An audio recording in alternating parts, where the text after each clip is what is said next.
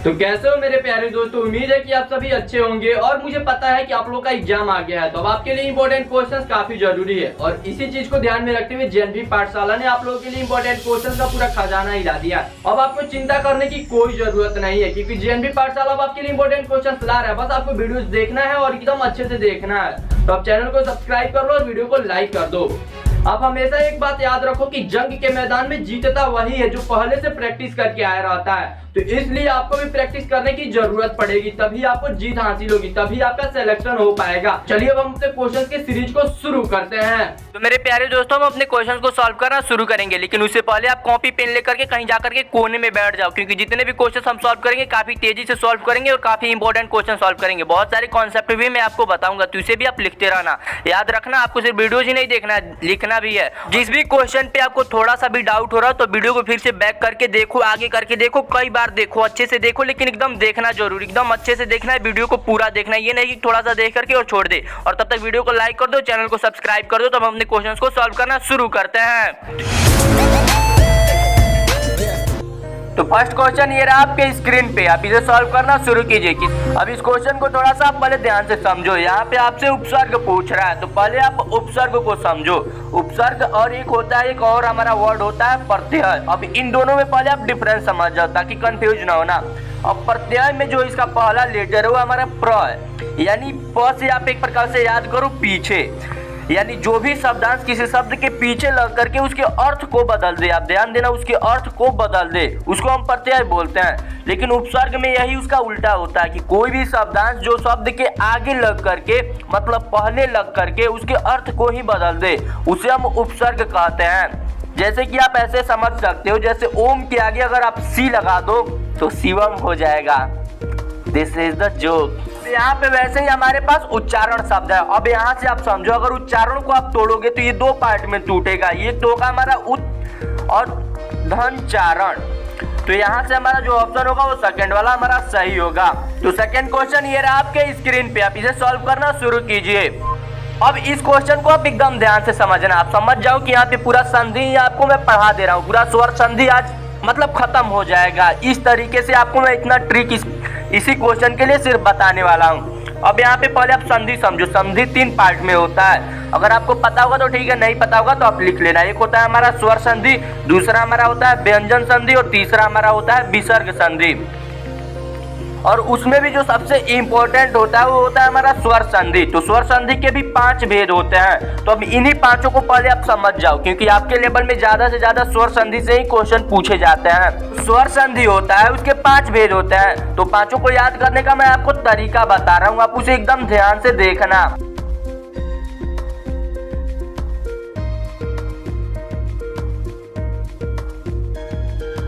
पांचों को मैंने स्क्रीन पे लिख दिया है। पहला हमारा होता है दीर्घ, दूसरा गुण, तीसरा हमारा वृद्धि, चौथा यण और पांचवा अयादि। आप भी ऐसे ही सीक्वेंस में लिखना, किसी को भी इधर उधर ना लिखना, क्योंकि इस तरीके से आपका ट्रिक जो है वो काम नहीं करेगा। अब यहाँ पे देखो, दीर्घ यानी डी से हम डी लिख लेते हैं, दीर्घ से। अब ये जो गुण है इसको हम जी लिख लेते हैं, और ये जो हमारा वृद्धि है इसको भी लिखते हैं, जो हमारा यण संधि है उसको वाई लिखते हैं, और ये जो अयादि संधि है तो इसका हम ए लिख लेते हैं, यानी इसका फर्स्ट लेटर हम इंग्लिश का लिख लेते हैं। अब यहाँ पे देखो हमारे पास बन गया डी जी भी वाई ए। लेकिन अगर आप यहाँ पे समझो, अगर हम जी की जगह पे अगर यहाँ पे आई कर देते हैं तो ये एक नाम बन जाता है, एक लड़की का नाम बन जाता है, डी आई भी वाई ए, दिव्या। इस तरीके से आप इसको याद कर सकते हो। तो यहाँ पे देखो, यहाँ से डी से जो हमारा होगा वो तो हो जाएगा हमारा दीर्घ संधि। अब आई से जो है, आई बराबर आपको याद करना है हमेशा जी, आई बराबर जी याद करना है। तो जी से हमारा हो जाएगा गुण संधि, और भी से हमारा हो जाएगा वृद्धि संधि, य से वाई से हमारा यण संधि हो जाएगा, और ए से अयादि संधि। तो इस तरीके से उन 5 को आप याद कर सकते हो। तो अब हम अपने क्वेश्चन को सॉल्व करते हैं। यहाँ पे है हमारा वीरधन इंद्र, यानी वीरेंद्र है, इसी का हमको संधि विच्छेद करना, इसको हमको बताना है कि ये कौन सा संधि है। यहाँ पे इसका संधि विच्छेद किया गया है। तो यहाँ पे आप समझो, यहाँ पे जो वीरधन इंद्र है, अगर आप इसको देखोगे तो इसका जो रूल होगा, जो नियम होगा वो ये होगा कि ये अ और प्लस ई से मिलकर के बना है। तो इस तरीके से ये जो कैटेगरी आता है अ प्लस ई का, ये गुण संधि में आता है। आप ध्यान देना, ये गुण संधि में आता है। अगर आपने संधि नहीं पढ़ा है तो यूट्यूब पे सर्च करके संधि फुल डिटेल एक्सप्लेनेशन ऐसे करके वीडियो आप देख लेना। ऑप्शन जो होगा हमारा 4 सही होगा, गुण संधि। सो प्यारे बच्चों, आप लोगों के लिए एक बहुत बहुत बहुत बेहतरीन ऑफर है। देखिए, जेएनवी पाठशाला ने आप लोगों के लिए स्पेशली क्या किया है कि क्वेश्चंस बैंक बनाया है, और उसमें क्या होगा कि आप लोगों के लिए बहुत ज़्यादा क्वेश्चंस आपको मिल जाएंगे। लगभग आपको जो क्वेश्चंस मिलेंगे, आप यकीन मान करके चलो कि आपको 400 4 यानी आपको 2000 के आसपास क्वेश्चंस मिल जाएंगे, पूरा का पूरा हर एक सब्जेक्ट का। और सब्जेक्ट वाइज मिलेगा कि हिंदी का, इंग्लिश का, मैथ का, साइंस का। और आपको लैंग्वेज की भी वेरिएंट नहीं मिलेगी। अगर आप हिंदी मीडियम से हो तो आपको हिंदी में मिलेगा, इंग्लिश मीडियम से हो तो इंग्लिश में मिलेगा। और जेएनवी पाठशाला का ये जो कोर्स है, ये आपको पीडीएफ फॉर्म में मिलेगा, और ये सिर्फ आपको 49 रुपीज़ में यानी 49 रुपये में पड़ेगा। तो आप नीचे डिस्क्रिप्शन में मैंने लिंक दे दिया है, आप जा करके वहाँ से डायरेक्ट उसको परचेस कर सकते हो। और परचेस करने के बाद से कुछ देर का वेट करना, आपको उसका पीडीएफ मिल जाएगा। और बाई चांस मान लीजिए कि कई बार क्या होता है कि वेबसाइट वगैरह थोड़ा प्रॉपर तरीके से काम ना करे, किसी को पीडीएफ नहीं भी मिलता है, तो आप बिल्कुल भी चिंता मत कीजिएगा। मेरे पास नोटिफिकेशन आ जाता है अगर आप कोर्स परचेस करते हो, तो मैं उसको ऐड कर दूंगा आपको कोर्स में। और नहीं तो आप चाहो तो मुझे कांटेक्ट भी कर सकते हो, यहाँ पे मेरा ईमेल वगैरह है। तो अगर आप 20 अप्रैल से पहले हमारा कोर्स खरीदते हो तो आपको हिंदी और इंग्लिश दोनों का कोर्स एक साथ दे दिया जाएगा, सिर्फ 49 रुपये में ही। तो नीचे डिस्क्रिप्शन में लिंक दिया गया, आप जल्दी जा करके इस ऑफर का लाभ उठाओ। ये सिर्फ आपको 20 अप्रैल तक ही ऑफर दिया जाएगा। क्वेश्चन ये रहा आपके स्क्रीन पे, आप इसे सॉल्व करना शुरू करो। अब इस क्वेश्चन में आपको कारक बताना है। वैसे कारक भी कॉम्पिटिटिव एग्जाम में खूब ज्यादा आता है, तो इसे भी आप छोड़ना नहीं, पढ़ लेना अच्छे से। अब यहाँ पे हमारे पास एक सेंटेंस दिया हुआ है, एक वाक्य दिया हुआ है, राजा ब्राह्मण को गाय देता है। ब्राह्मण को गाय देता है, यहीं पे वो पूछ रहा है कि को जो है वो किस प्रकार का कारक है। तो अगर आप आरएमडी डिपार्टमेंट से है, अभी आरएमडी जो होता है आप इसको समझ लो, रट्टा मार डिपार्टमेंट, इसको हम लोग नवोदय में बोलते हैं लोग। तो अगर आप रट्टू तोता है तो फिर आप इस क्वेश्चन को पक्का गलत कर दोगे, क्योंकि अभी तक आपने यही याद किया होगा कि कर्ता ने कर्म को करण से कारक से, इस तरीके से आप याद किया होगा। लेकिन ये सभी चीजें यहाँ पे नहीं है, यहाँ पे लॉजिक लगाना है आपको। यहाँ पे अगर आप देखो तो यहाँ पे को जो होता है, कर्ता ने कर्म को, यहाँ पे जो कर्म कारक होता है वो होता है को का सिंबल जो होता है। तो इस तरीके से, लेकिन इस ऑप्शन में हमारा कर्म कारक दिया है तो आप कर्म लगा सकते हो, लेकिन कर्म जो हमारा है वो गलत है। हमारा जो सही ऑप्शन है वो हमारा संप्रदान है। अब आप पूछोगे क्यों? क्योंकि देखो, अगर यहाँ पे सेंस निकाला जाए तो यही सेंस निकल रहा है कि राजा ब्राह्मण को गाय देता है, राजा ब्राह्मण को गाय देता है, यानी वो कुछ दे रहा है। और संप्रदान शब्द और संप्रदान कारक में यही हमें सिखाया जाता है। अगर संप्रदान कारक का आप डिफिनीशन पढ़ो तो उसमें यही बताया गया है कि संप्रदान में कोई चीज किसी को दिया जाता है। अब जैसे इसका एक और एग्जाम्पल आप समझो, मैंने मोहन को 5 रुपए दिए, मैंने मोहन को 5 रुपए दिए। अब मोहन को, यहाँ पे आ रहा है को, लेकिन को भी यहाँ पे संप्रदान कारक ही होगा।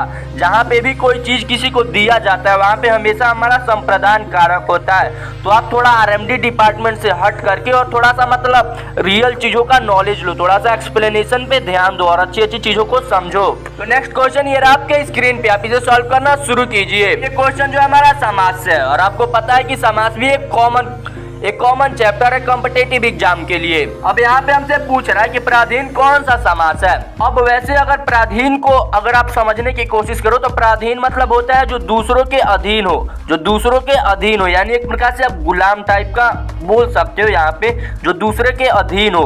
तो ये जो हमारा समास होता है ये हमारा तत्पुरुष समास होता है। तत्पुरुष समास का भी जो षष्ठी भाग होता है, यानी जो छठा भाग होता है उसका वही होता है। तो अब हम बात करते हैं नेक्स्ट क्वेश्चन की, आप इसे सॉल्व करना शुरू कीजिए। अभी इस क्वेश्चन को ध्यान से समझना, ये क्वेश्चन अलंकार चैप्टर से लिया गया। अलंकार के भी 2 भेद होते हैं, एक अर्थालंकार, एक शब्दालंकार। आप ध्यान देना, एक अर्थालंकार और एक शब्दालंकार, और सबके भी कुछ कुछ भेद होता है। तो ये सभी चीजें भी आप पढ़ लेना। वैसे हमारा जो यहाँ पे क्वेश्चन है इसको हम थोड़ा ध्यान से देखते हैं। रई मन पानी राखिए, बिन पानी सब सुन, पानी गए न उबरे, मानुष मोती चुन। अब यहाँ पे बोल रहा उक्त पंक्तियों में कौन सा अलंकार है। तो यहाँ पे आप देखोगे कि एक चीज कॉमन है यहाँ पे, पानी, पानी और पानी। और पानी का तीनों जगह पे अलग अलग अर्थ है। एक जगह यहाँ पे मनुष्य से रिलेट किया जा रहा है पानी को, दूसरे जगह मोती से और तीसरे जगह चुन से। तो यहाँ पे एक जगह पानी का अर्थ इज्जत है, एक जगह चमकना है इस तरीके से, और तीसरा एक प्रकार से तेज से लिया गया है। तो इस तरीके के अलंकार में जब एक ही शब्द उसका जो अर्थ हो अलग अलग आए, यहाँ पे जैसे पानी का अर्थ 3 आ रहा है, मतलब 3 बार आ रहा है, अलग अलग अर्थ आ रहा है, तो इस तरीके का जो हमारा अलंकार होता है वो हमेशा सलेश अलंकार होता है। आप इसका ध्यान देना, सलेश अलंकार होता है। तो अलंकार चैप्टर भी आप पढ़ लेना। तो नेक्स्ट क्वेश्चन को आप सॉल्व करो। अब इस क्वेश्चन को थोड़ा सा आप समझना। यहाँ पे पूछ रहा है झांसी की रानी के रचनाकार हैं, तो ये वो झांसी की रानी नहीं है जो कविता आप 6th क्लास में पढ़े हैं, खूब लड़ी मर्दानी हो तो झांसी वाली रानी थी। ये सुभद्रा कुमारी चौहान के द्वारा लिखा गया एक पोयम है। लेकिन यहाँ पे हमसे जो झांसी की रानी पूछ रहा है ये एक उपन्यास है, तो इसका हमसे पूछ रहा है कि इसके रचनाकार कौन है। तो मैं आपको बता दूं इसके जो रचनाकार है ये है हमारा वृंदावन लाल वर्मा। आप ध्यान देना, वृंदावन लाल वर्मा ये उस समय लिखे थे झांसी की रानी पे ये उपन्यास जब हमारा देश आजाद हो रहा था, यानी 1940 के दशक में ये लिखे थे। क्वेश्चन ये रहा आपके स्क्रीन पे, आप इसे सॉल्व करना शुरू कीजिए। अब इस क्वेश्चन में हमसे संधि विच्छेद करने के लिए बोल रहा है। अब ये जो वर्ड दिया हमारे पास अन्वेषण, इसको हमको तोड़ना अन्वेषण को। तो अन्वेषण को जब आप तोड़ोगे तो ये हमारा होता है अनुधन्वेषण।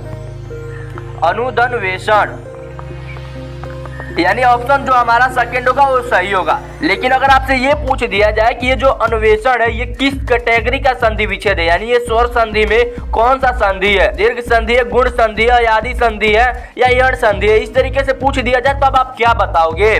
तो यहाँ पे आप समझो, यहाँ पे हमारा जो रूल बनेगा वो अनुधन्वेषण बन रहा है, यानी यहाँ पे हमारा उ मिल रहा है और प्लस यहाँ पे हमारा ए मिल रहा है। और जहाँ पे भी हमारा उ प्लस ए मिलता है तो वहाँ पे हमेशा हमारा एक ही संधि बनता है और वो संधि होता है हमारा यण संधि। आप इसका ध्यान देना, यण संधि हमारा होता है। तो इस तरीके से अनुधन्वेषण जो होगा वो हमारा ऑप्शन सेकंड सही होगा। तो नेक्स्ट क्वेश्चन ये रहा आपके स्क्रीन पे, आप इसे सॉल्व करना शुरू कीजिए। यहाँ पे अब आपसे परवाची शब्द पूछ रहा है, ये काफी इजी भी है। यहाँ पे पूछ रहा है आंकना शब्द का परवाची है। तो वैसे आपको पता होगा आंकना मतलब किसी चीज को परखना, उसका निरीक्षण करना, तो ये हमारा परखना सही हो जाएगा। बाकी सभी ऑप्शन जो है वो आपको कंफ्यूज करने के लिए दिए गए हैं। वैसे आप समझदार हो, कंफ्यूज नहीं हुए होगे। क्वेश्चन ये रहा आपके स्क्रीन पे, आप इसे सॉल्व करना शुरू कीजिए। इस क्वेश्चन में आपको शुद्ध वाक्य का चयन करना है। अब यहाँ पे कुछ यहाँ पे 4 ऑप्शन दिए, इनमें से बताना कि कौन सा शुद्ध है। चलिए हम सबको पढ़ करके चेक करते हैं। वह 10 कक्षा में पढ़ता है, अगर ये थोड़ा सा गलत लग रहा है, वह 10 कक्षा में पढ़ता है मतलब कोई सेंस नहीं है। वह 10वीं कक्षा में पढ़ता है, ये हमारा मतलब सही है वैसे भी। लेकिन यहाँ पे आप और 2 ऑप्शंस को देखेंगे, वह 10वीं कक्षा में पढ़ता है, यहाँ पे 10वीं लिख दिया है। अगर 10वीं लिखा रहता तो ये भी सही होता। और यहाँ पे फिर से लिख रहा है वह 10वीं कक्षा में पढ़ता है, 10वीं नहीं होता है, 10वीं होता है, तो इसलिए ये भी हमारा गलत है। ऑप्शन सेकेंड हमारा सही है, ये भी काफी इजी क्वेश्चन था। तो उम्मीद है कि ये वीडियो आपको अच्छी लगी होगी। तो नीचे कमेंट करना कि आपको अगला वीडियो किस टॉपिक पे चाहिए और इस वीडियो को अपने दोस्तों के साथ शेयर करो। तो फिर मिलते हैं अगले वीडियो में, तब तक के लिए जय हिंद, वंदे मातरम।